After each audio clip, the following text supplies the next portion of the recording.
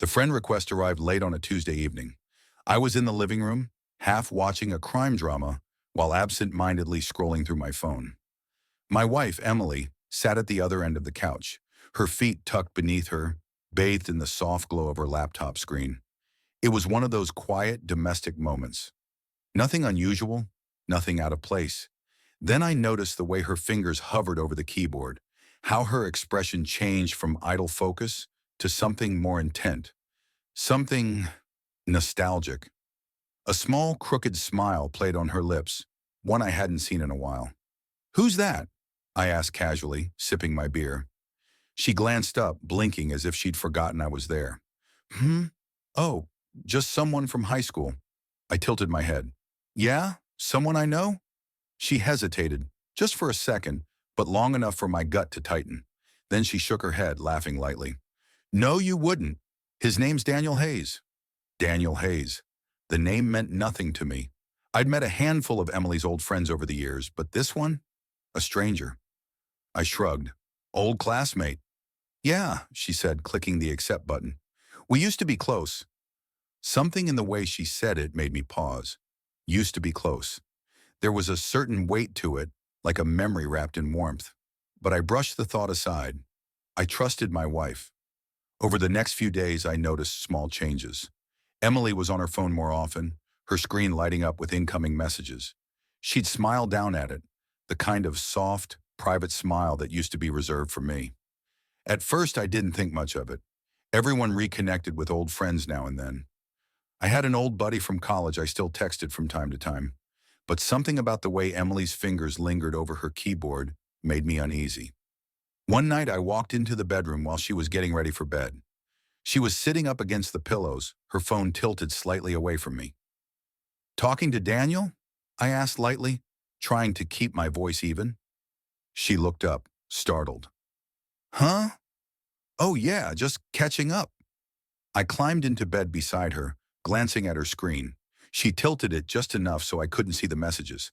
A flicker of something uneasy, passed through me, but I ignored it. "It's just an old friend," I told myself. Nothing more. As the days passed, their conversations didn't slow down. If anything, they became more frequent.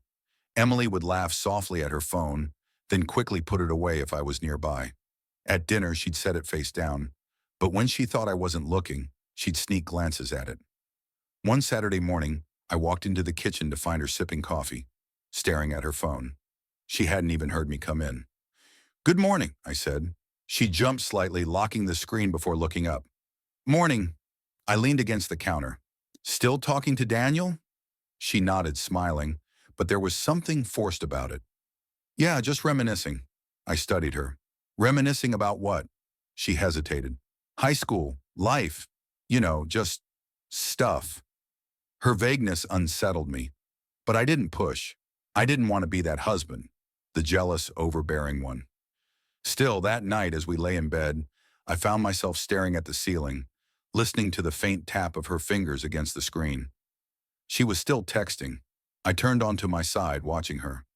"You sure talk to him a lot." Emily sighed, setting her phone down. "What are you getting at?" "Nothing, just, it's a lot." She rolled onto her back, staring at the ceiling. "It's just nice, catching up with someone who knew me before life got so busy." I exhaled. "I get that." She turned toward me, searching my face. "Are you upset?" I shook my head. "Number just noticing things." She reached over, squeezing my hand. "There's nothing to notice. It's just friendly." I forced a smile. "Okay." But deep down, something inside me shifted. I wasn't sure what it was yet, but I knew this much. Daniel Hayes wasn't just an old friend. Not anymore. Days turned into weeks, and what had started as an occasional message between Emily and Daniel became something much more persistent. I wasn't looking for problems, but they had a way of making themselves known. At first, it was small things. Emily started keeping her phone on silent, a habit she never had before. If I walked into the room while she was texting, she'd lock her screen within seconds. When I asked her about it, she'd laugh it off. "It's just a reflex," she said one evening as we sat on the couch. "A reflex?" I raised an eyebrow. She nodded, not quite meeting my eyes. Yeah, I don't even think about it. Habit, I guess. I let it go. Maybe I was overthinking it. Maybe I was seeing things that weren't there. But then it got worse. One night I woke up around 2 a.m. to the faint glow of Emily's phone screen. She was lying on her side, facing away from me, her fingers moving quickly across the screen. I propped myself up on one elbow. You're still awake? She jumped slightly, clutching the phone to her chest. Oh, yeah, couldn't sleep. I glanced at the clock. At 2 in the morning. She forced a chuckle. Yeah, I guess I was just scrolling. She wasn't scrolling. She was texting.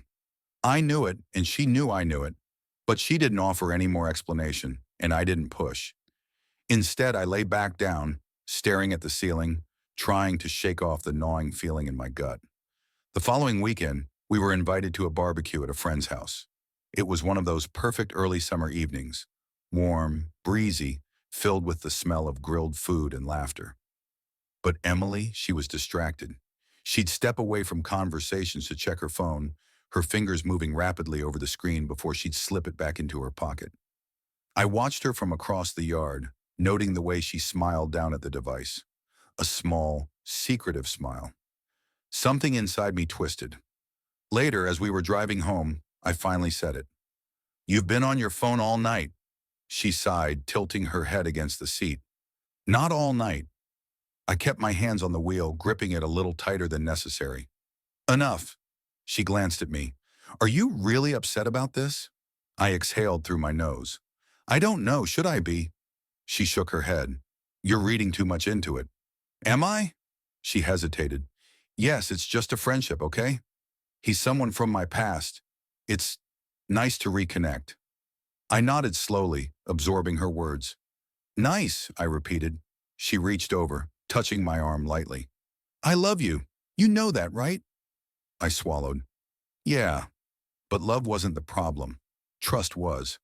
That night I did something I never thought I would do. I waited until Emily was asleep.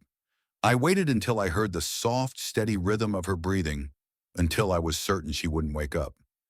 Then carefully, I reached for her phone. It was locked, of course. She'd always kept a passcode on it, but I knew it. 4 simple digits, the year we got married. I hesitated. My heart pounded against my ribs as I stared at the screen, thumb hovering over the numbers. This was wrong. I knew that, but so was lying. I entered the code. The phone unlocked. My stomach clenched as I opened her messages. Daniel's name was right there at the top. I tapped it, and then I started reading. It was worse than I had imagined. The messages stretched back weeks. At first they were innocent enough. Old stories, jokes, memories of high school. But as I scrolled further, the tone shifted.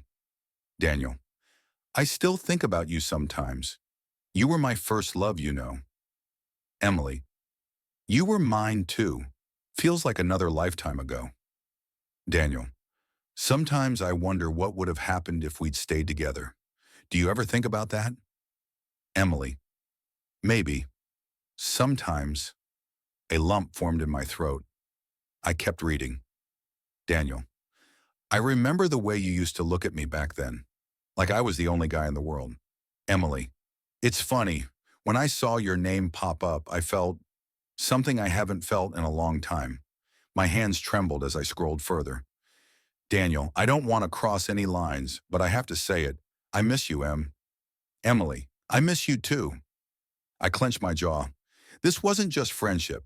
This was something else, something dangerous, something that had been growing right under my nose. And now I had proof. I locked the phone and placed it back on the nightstand, my breath shallow, my heart hammering in my chest. Emily stirred beside me but didn't wake. She had no idea I had seen everything. I lay back down, staring into the darkness, trying to process what I had just read. She missed him. She was thinking about what could have been. And worst of all, she hadn't told me. A shift had occurred. I had felt it for weeks, creeping in like a shadow I couldn't quite see. Now there was no denying it. Daniel Hayes wasn't just a conversation from the past. He was a threat to my marriage, and I had no idea what to do next. I barely slept that night. Every time I closed my eyes, the words flashed behind my eyelids. like neon signs. I miss you too. I kept replaying the messages, dissecting every line, every pause, every carefully chosen word. Maybe if I looked at them long enough, I'd find a way to convince myself they meant nothing. But I couldn't. They meant everything. The next morning, Emily woke up as if nothing had changed. She stretched, yawning softly, and rolled over to press a kiss to my cheek. "Morning," she murmured. I swallowed against the tightness in my throat. "Morning." She didn't notice my hesitation. She didn't notice the way I couldn't quite meet her eyes. Instead, she sat up, reaching for her phone. I watched as she unlocked it, saw the flicker of relief cross her face when she saw nothing was out of place. She had no idea I had seen everything. She glanced at me, smiling. "You okay? You look tired." I forced a small laugh. "Didn't sleep well." She nodded, not pressing. Then, as if on autopilot, she opened her messages. I watched her fingers move over the screen, my stomach twisting. She was texting him right in front of me. The next few days passed in a haze. I moved through them like a ghost, going to work, coming home, pretending nothing was wrong. But it was always there, sitting in the back of my mind like a weight I couldn't shake. I studied Emily in ways I never had before. The way she reached for her phone first thing in the morning. The way she smiled at her screen when she thought I wasn't looking. The way she turned away slightly whenever she texted. She was different. Or maybe she wasn't. Maybe I was just seeing the truth for the first time. By Friday, I knew I couldn't keep it bottled up any longer. We were sitting at the kitchen table, finishing dinner. Emily had been quieter than usual, distracted, lost in her thoughts. It was the perfect moment. I set my fork down, my hand steady even as my pulse thundered in my ears. "Emily," I said carefully, "can I ask you something?" She looked up, blinking. "Of course." I hesitated. "Are you happy?" She frowned slightly. "What kind of question is that?" I shrugged, keeping my tone light. "I don't know, just wondering." She studied me for a moment, then sighed. "Of course I'm happy. Why would you even ask that?" I leaned back in my chair. "You seem different lately." Emily's fingers tightened around her glass. "Different how?" I exhaled slowly. "You've been on your phone a lot. With Daniel." There it was. I'd said his name. I watched her reaction closely. She stiffened, but just for a second. Then she forced a laugh. "Oh, come on. We've been over this." "Have we?" I asked. She tilted her head. "What are you trying to say?" I held her gaze. "I saw your messages." Silence. The color drained from her face, her grip on the glass faltering slightly. "What?" I swallowed hard. "I saw your messages with Daniel. I know what you've been talking about." Her mouth opened, but no words came out. I could see the battle happening behind her eyes. Panic, anger, guilt. But she recovered quickly, too quickly. "You went through my phone?" she said, her voice suddenly sharp. My jaw clenched. "That's what you're upset about?" She pushed back her chair, standing. "Yes, that's exactly what I'm upset about. That's a complete invasion of privacy and—" I stood too, cutting her off. "Emily, don't do that. Don't turn this around on me." She crossed her arms. "You shouldn't have done that." I shook my head. "And you shouldn't have been telling another man you miss him." Her eyes flashed, and for the first time, I saw something crack in her. The anger wavered, giving way to something more raw. She turned away, pressing her fingers to her temple. "It's not what you think." My heart ached. "Then what is it?" She let out a shaky breath. I don't know." I stared at her. "You don't know?" She turned back to face me, eyes glassy. "It just happened." I swallowed hard. "What does that mean?" She ran a hand through her hair, frustrated. "I didn't plan for this, okay? I didn't go looking for it. But when he messaged me, it was like—" She stopped, struggling for words. "Like what?" I pressed. She exhaled. "Like remembering a part of myself I hadn't thought about in years." I felt something inside me twist. "And what part is that?" She hesitated. "The part that used to be his." The words hit me like a gut punch. I looked at her, really looked at her, and for the first time I realized I wasn't just losing her. I had already lost her. I sat down slowly, trying to steady myself. "Do you love him?" She flinched. No. But you miss him. She hesitated. That hesitation told me everything. I rubbed my face, my mind racing. Emily, if you're unhappy with me, you need to tell me. I'm not unhappy, she said, and I could hear the desperation in her voice. It's not about that. Then what is it about? She shook her head. I don't know how to explain it. I exhaled sharply. Try. She chewed her lip. I guess talking to him reminded me of who I used to be, of a time when life felt easier, when I didn't have responsibilities and bills and… She stopped, swallowing hard. I stared at her, feeling like I was seeing a stranger. And what am I, Emily? Just part of your responsibilities now? Her face crumpled. That's not what I meant. I ran a hand through my hair. Do you want to be with him? No, she said quickly, too quickly. I clenched my jaw. Do you want to cheat on me? Her eyes widened. God, no. But you thought about it. She said nothing. Silence stretched between us, heavy and suffocating. Finally, she whispered, I don't want to hurt you. I let out a bitter laugh. You already have. She pressed her hands to her face, shaking. I don't know what to do. I swallowed hard, my throat dry. Then figure it out, Emily. She looked up at me, pleading. I don't want to lose you. I met her gaze, my heart breaking. Then you shouldn't have let yourself start missing him. The cracks were no longer just beneath the surface. They were everywhere, and I wasn't sure they could be repaired. The conversation ended, but the damage had been done. We didn't speak much the rest of the night. Emily curled up on the couch with a blanket, staring at the TV but not really watching. I sat in the armchair, staring at nothing at all. The weight of it all sat between us, thick, suffocating. She hadn't denied it. Not really. She had admitted to feeling something, to missing him, to remembering the way things used to be. But she hadn't said she loved him.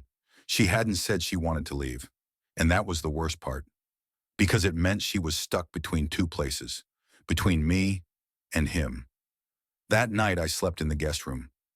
Emily didn't protest. She just stood in the hallway, watching as I grabbed a pillow and blanket from our bed. I didn't say goodnight. Neither did she. I lay awake in the unfamiliar bed, staring at the ceiling, my mind racing. What was I supposed to do? Confronting her had brought no clarity, only more confusion. If she had been firm, if she had said she wanted him, maybe I could have walked away. Maybe it would have been easier. But instead, she had left me dangling, trapped in limbo. I hated limbo. The next morning, she was already gone by the time I got up. She had left a note on the kitchen counter. Needed some air. Be back later. That was it. No love you, no sorry. Just be back later. I stared at the note for a long time.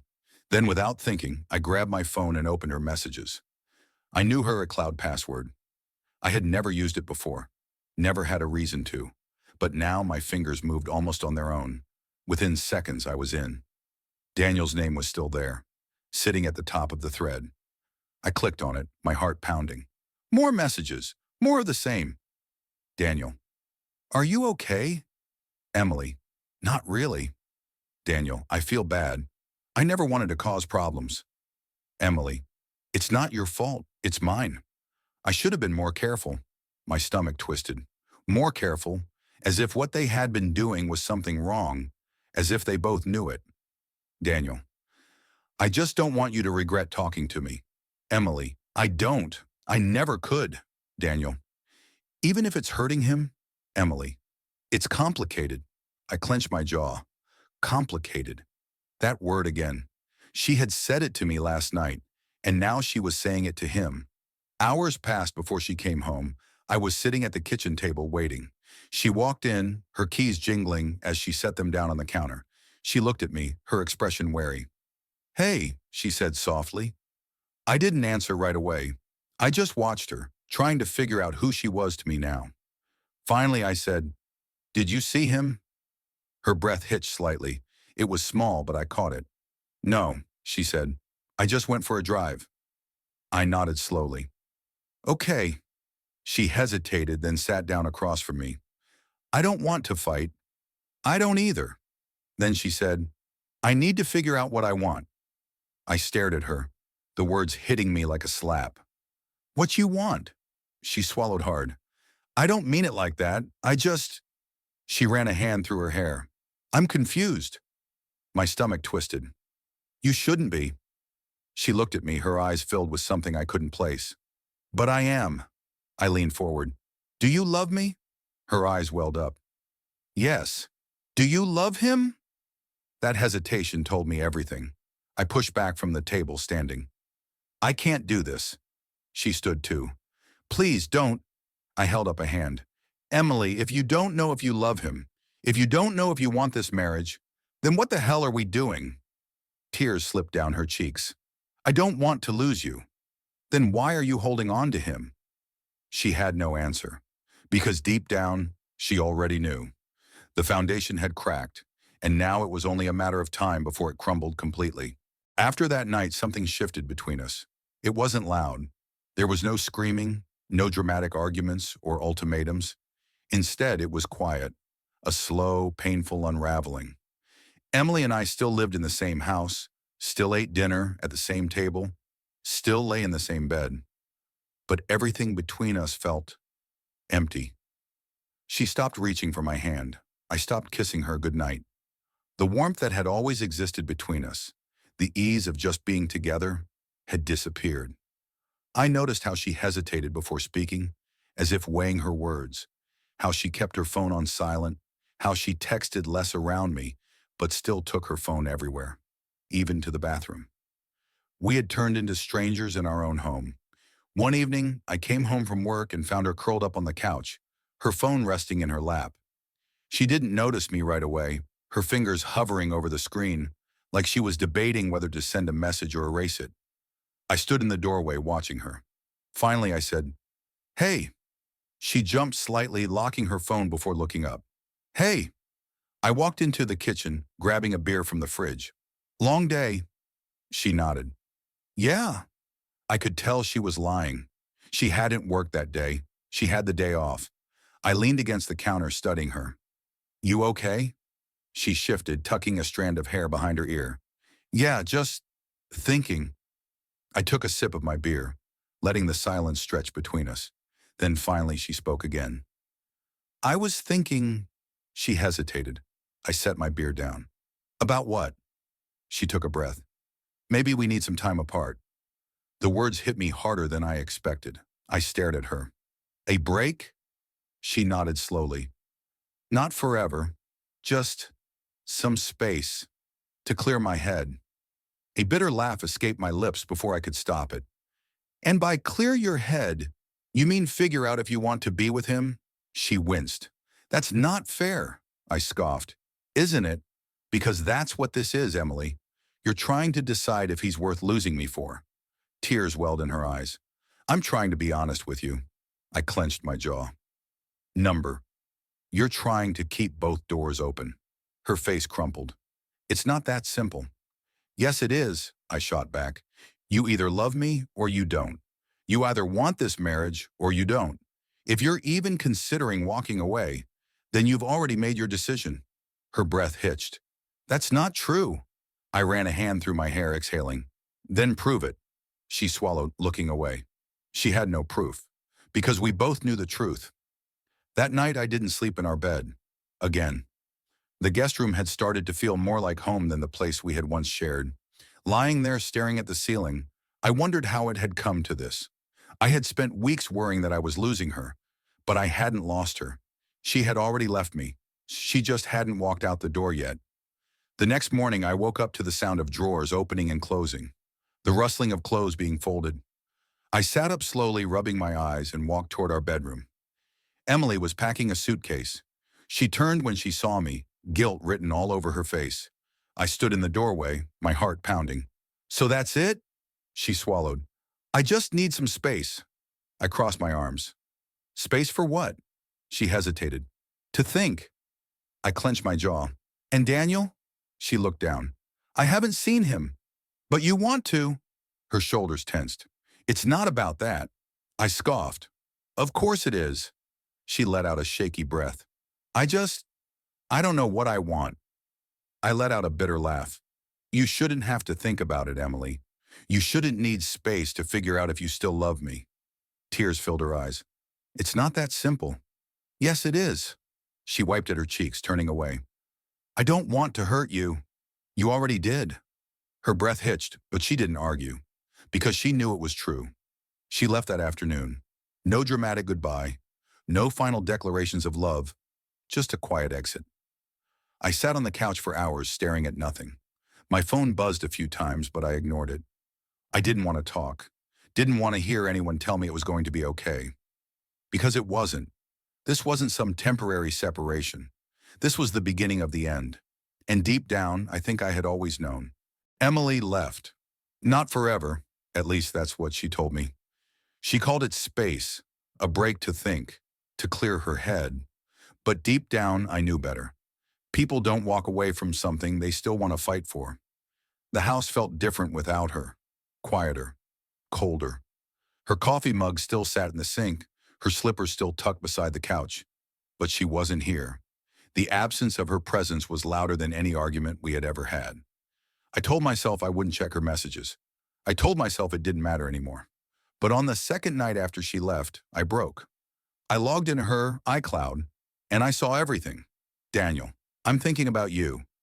Emily, I'm thinking about you too.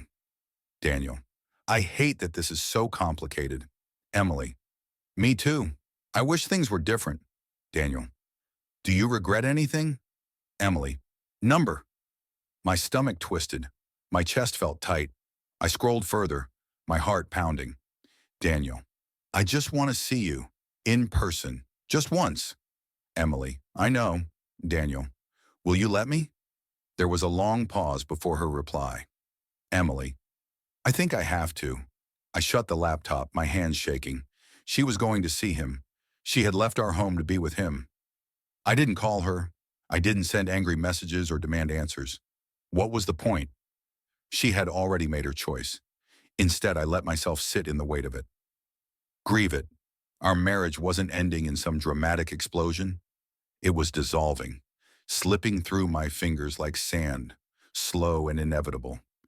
I thought about all the moments I had ignored, all the signs I had brushed aside because I wanted to believe we were okay. We hadn't been okay for a long time. I just hadn't been willing to admit it. A week passed, then another. She texted me sometimes. Little things. Hey, how are you? Or, thinking about you today. I never replied. I couldn't be her safety net while she figured out if she wanted another man. One evening, she finally called. I stared at my phone, debating whether to answer. And then I did. Her voice was quiet. Hey. Hey. My tone was flat. She hesitated. I wanted to check on you. I let out a hollow laugh. Check on me? She sighed. I know you're hurting. Do you? She was silent. Then she said, I saw him. I closed my eyes. I know. A pause. How? I exhaled. I saw your messages, Emily. Again. Her breath hitched. I could almost hear the guilt, the regret, the weight of everything she had done pressing down on her. I didn't sleep with him, she whispered. I swallowed hard. Doesn't matter. But it does, she insisted. I couldn't do it. I thought I wanted to see him, too. She stopped, her voice breaking. But when I was with him, I realized something. I didn't say anything. She took a shaky breath. I did love him once, and when he came back into my life, it brought all those feelings rushing back. It was like stepping into the past, back to a time when everything was easier, before we had real responsibilities, real stress. But it wasn't real, not anymore. It was just nostalgia. I pressed my fingers to my temple. Emily, I should have never let it get this far, she whispered. I hurt you, and I don't know if I can ever fix that. But I know one thing now. I waited. I still love you, she said, and I don't want to lose you. Silence stretched between us. A few weeks ago, those words would have been everything. They would have been enough to make me hold on, to try, to believe that we could fix this. But now I wasn't sure. I had spent so much time begging for her to choose me, and now that she finally had, I felt empty.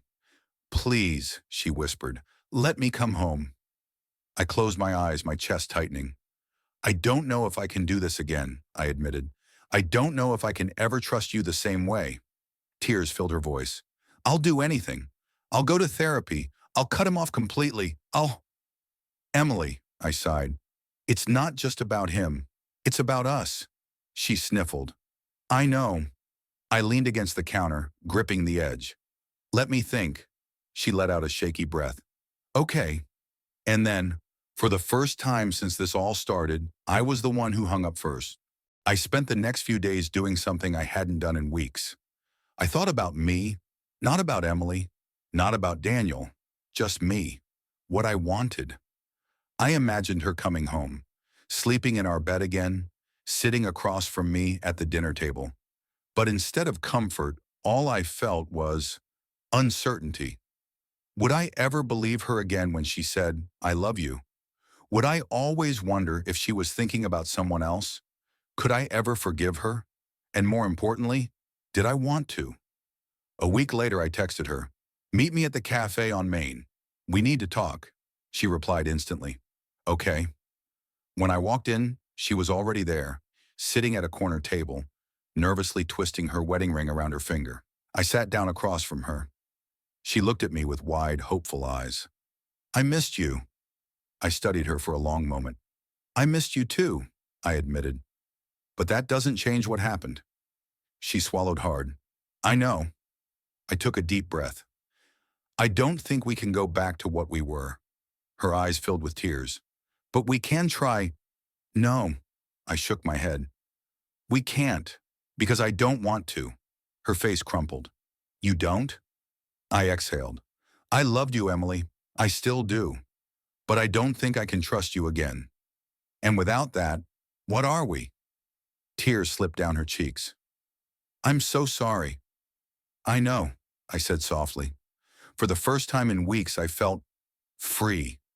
It wasn't anger holding me back anymore. It wasn't jealousy or bitterness. It was clarity. I hope you find what you're looking for, I told her, but I can't be the one waiting while you do. She let out a small, broken sob, and just like that, I stood. I walked away, and this time I was the one who left.